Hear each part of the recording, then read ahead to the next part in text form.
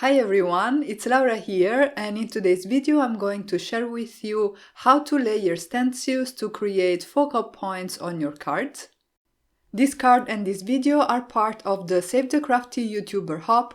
This is a hub full of inspiration and giveaways, and I will tell you more about it during the video, but for now let's have a look at how I created this card. I started by creating my A2 sized card base using the Imperial stitched rectangle dies by Heffy Doodle that I used to die cut some watercolor cardstock by Crafter's Companion. I'm going to do my ink blending on this panel, and because I'm using stencils today, I also used my Make Art Station by Ranger. This is the 7 inches version. I positioned the stencil on my Make Art Station and I'm securing it in place using the magnets, and this stencil is called the Scalloped Circle Masquerade stencil. It is by Heffy Doodle and it has some guides so that you can position it correctly on your panels, whether they are in the Imperial system or in the metric system. In my case, as I said, I'm using the Imperial system, so I used those guides to align the stencil on my cardstock, and then I started doing some ink blending. I went first with a flat layer of distress ink in the color Tattered Rose that I blended on this panel using my foam blenders, and then I wanted to add a brick wall effect, so I layered the brick by brick stencil on top of my card and stencil. I secured it again with the magnets on the Make Art Station, and then I ink blended distress ink in the color Abandoned Coral over the brick wall stencil. By layering my stencils this way, I have the abandoned coral that will be the color of my bricks, and then the wall in between the bricks will be left with that Tattered Rose distress ink. Here you can see the result. It was really quick and easy to make, and I think it makes for a great focal point for my card. For my images today, I will be using the very cute Purrfect Day stamp set by Heffy Doodle, and I'll be using also the yarn ball from the Muniverse stamp set, also by Heffy Doodle. I have all the stamps in my Misty, and I'm using my Spectrum Noir alcohol-proof black ink to stamp the images. Because I'm using the Misty, I can stamp the images twice so that I get a nice and crisp impression, and the paper that I'm using is Nina Solar White 110 pounds cardstock. Like in pretty much 90% of my cards, and you will know this if you follow my channel already, I'm using Illustrator alcohol markers to color in my images. I'm using 3 markers per color, and I'm starting from the darkest marker, and then I am blending it out first with my mid-tone marker and lastly with my highlight marker, and this way I'm going to create some shading and dimension on my images. The coloring today is pretty simple, and I'm not going to show you the entire process. I'm going to show you the essentials so that the video doesn't end up being too long, but I will have a list of all the markers that I used on my blog, and you will find a link to that in the description box down below. While I finish coloring my images, I want to talk to you about the Save the Crafty YouTuber video hub. This hub has been going on for a few years now, and I'm really thrilled to be part of it this year as well. The point is for creators to come together to support each other, and for you viewers to hopefully find new channels to get your inspiration from. The hub is sponsored by companies as well as by creators, so there will be tons of giveaways for you.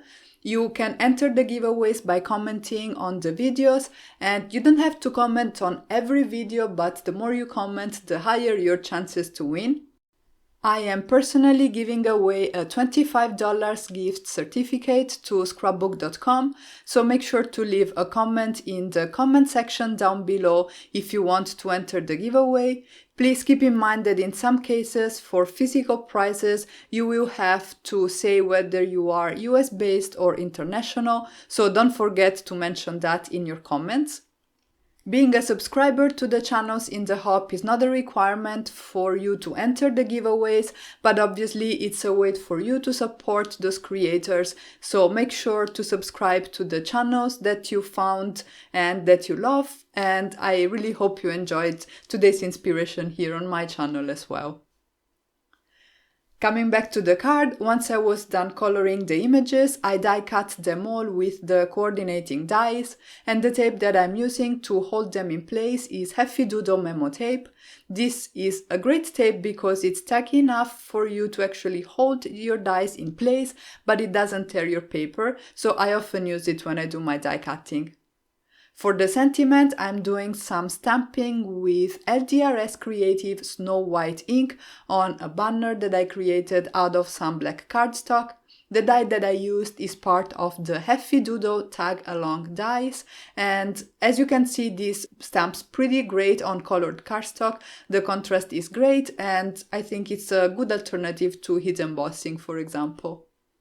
At this point, all my elements were ready and I could go ahead and assemble my little scene. I started from the cat tower that I glued to the left side of my focal panel. I'm using Nuvo Deluxe adhesive to glue everything in place, and I like using liquid glue when I create scenes because I have a little bit of time to arrange everything and to move it around while the glue still dries.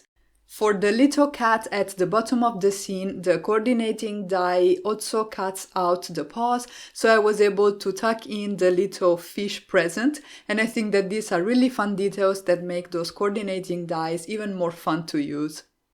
I decided to complete my design by using some clear drops by Studio Katia and my embellishment wand. I'm using the metal tip of the embellishment wand to move everything in place, and then once I have found an arrangement that I like for my drops, I can go ahead and actually use the wax tip on the embellishment wand to pick up the droplets, so I can drop a little bit of glue on my card and position the droplets back in place. Next, I adhered the sentiment banner to my design. I'm using Nuvo Deluxe adhesive again and my reverse tweezers by EK Success, and then the next step was to adhere everything to my card base. I usually make my own card bases, and the cardstock that I use is by Heffy Doodle. I love it because it's bright white, it's heavyweight, and I can easily find it here in Europe as well. The size of my card base is 4¼ by 11 inches and I scored it at 5½ inches, and then I finished off my card by adhering the card front to the card base using a tape runner by Crafter's Companion. And here is the final result. I really love the way this card turned out. It was really quick and easy to make, but I think it's really cute. Before I go, I just wanted to say a big thank you to all the sponsors that decided to support the Save the Crafty YouTuber video hop, to Justine Javi for organizing it and running it through the years, to all the creators that join every time, and to you that make it a success by watching and interacting with us creators.